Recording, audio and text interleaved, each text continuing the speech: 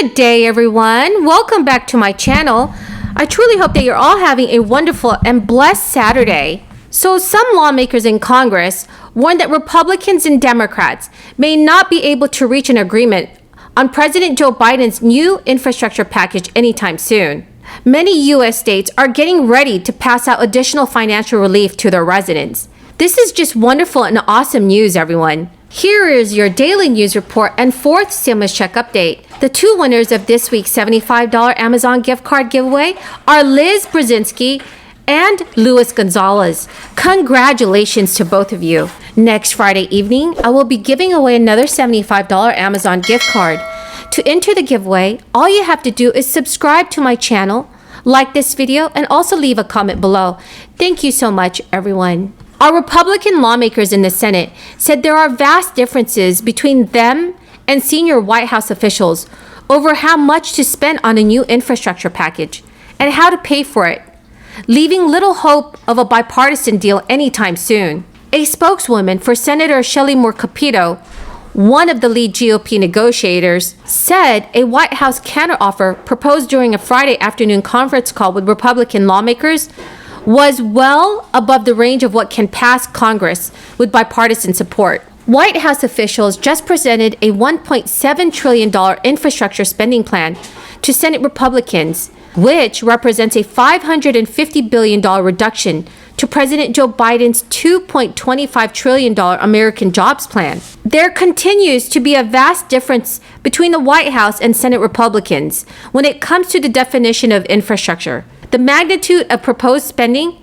and how to pay for it. Based on today's meeting, the groups seem further apart after two meetings with the White House staff than they were after one meeting with President Biden. The subtle jab at the White House staff echoes a criticism that Republican senators voiced during the failed talks over Joe Biden's $1.9 trillion American Rescue Plan, which was focused on crisis relief. The 10 Republicans who negotiated with Biden early this year on relief said Biden initially seemed receptive to their ideas during an Oval Office meeting, but that White House advisors, including White House Chief of Staff Ron Klain, later reined in the talks. Capito's spokeswoman said the GOP group would review the White House counteroffer and continue to engage in conversation with the administration. Democratic Senator Ed Markey, a prominent progressive, pounced on the lack of progress at Friday's meeting to call on Democratic leaders to move forward quickly with a large infrastructure that would need special protection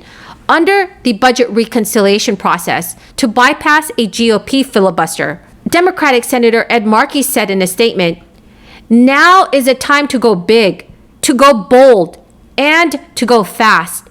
This is not the time for half measures, half spending, or foot dragging.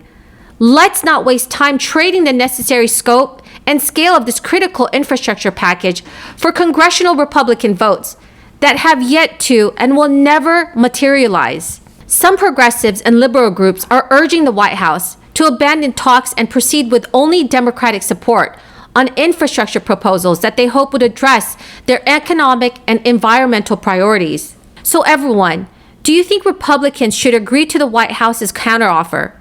Please leave your thoughts in the comment section below. Now, though there are some signs that the U.S. economy is lifting, millions of Americans are still facing serious financial strains from this crisis, including the risk that they'll lose their roofs over their heads. To help U.S. residents, President Joe Biden's $1.9 trillion stimulus relief package set aside billions of dollars for states to distribute to homeowners struggling to make their mortgage payments and keep up with other housing costs. States that applied for the money are getting ready to pass it out. So if you are having trouble paying your mortgage or rent and your debt is piling up, you may be eligible for some of the relief. The $1.9 trillion bill that President Biden signed back in March provided nearly $10 billion of direct financial assistance to homeowners to pay not only their mortgages, but also taxes, utilities, insurance, and homeowners association dues. According to the National Council of State Housing Agencies, the housing aid is being doled out to states based on formula that takes into account numbers of unemployed residents, late mortgage payments, and foreclosures. You can receive money if you own your home and have a loan balance that does not exceed a threshold. The assistance will be distributed to cash-strapped borrowers through state housing agencies. The funds will be released to states by the U.S. Treasury Department and must be used by September 30th, 2025. The deadline for states to request a piece of the $10 billion was April 25th, and it's not clear how many of them decided to take advantage of the program. Some states that did request money are moving forward with plans to pay it out to homeowners. The governor of Illinois said this week that his state would provide $400 million in mortgage assistance for its residents. The President of the United States of America, authorized by Act of Congress, March 3, 1863, has awarded, in the name of Congress, the Medal of Honor to First Lieutenant Ralph Puckett, Jr., United States Army, for conspicuous gallantry and intrepidity at the risk of his life above and beyond the call of duty. First Lieutenant Ralph Puckett, Jr. distinguished himself by acts of gallantry and intrepidity above and beyond the call of duty while serving as the commander, 8th U.S. Army Ranger Company, during the period of 25 November 1950 through 26 November 1950 in Korea. As his unit commenced a daylight attack on Hill 205, the enemy directed mortar, machine gun, and small arms fire against the advancing force. To obtain fire, First Lieutenant Puckett mounted the closest tank, exposing himself to the deadly enemy fire. Leaping from the tank, he shouted words of encouragement to his men and began to lead the Rangers in the attack. Almost immediately, enemy fire threatened the success of the attack by pinning down one platoon. Leaving the safety of his position with full knowledge of the danger, First Lieutenant Puckett intentionally ran across an open area 3 times to draw enemy fire, thereby allowing the Rangers to locate and destroy the enemy positions and to seize Hill 205. During the night, the enemy launched a counterattack that lasted 4 hours. Over the course of the counterattack, the Rangers were inspired and motivated by the extraordinary leadership and courageous example exhibited by First Lieutenant Puckett. As a result, 5 human wave attacks by a battalion-strength enemy element were repulsed.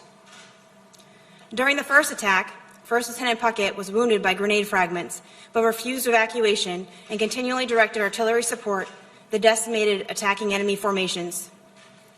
He repeatedly abandoned positions of relative safety to make his way from foxhole to check the company's perimeter and to distribute ammunition amongst the Rangers. When the enemy launched a 6th attack, it became clear to First Lieutenant Puckett that the position was untenable due to the unavailability of supporting artillery fire. During this attack, 2 enemy mortar rounds landed in his foxhole, inflicting grievous wounds which limited his mobility. Knowing his men were in a precarious situation, First Lieutenant Puckett commanded the Rangers to leave him behind and evacuate the area. So everyone, that is the end of the video for this afternoon. I truly hope you found this video helpful. Next Friday evening, I will be giving away another $75 Amazon gift card. To enter the giveaway, all you need to do is subscribe to my channel, like and share this video, and also leave a comment below. Thank you so much, everyone, and have a very, very blessed Saturday.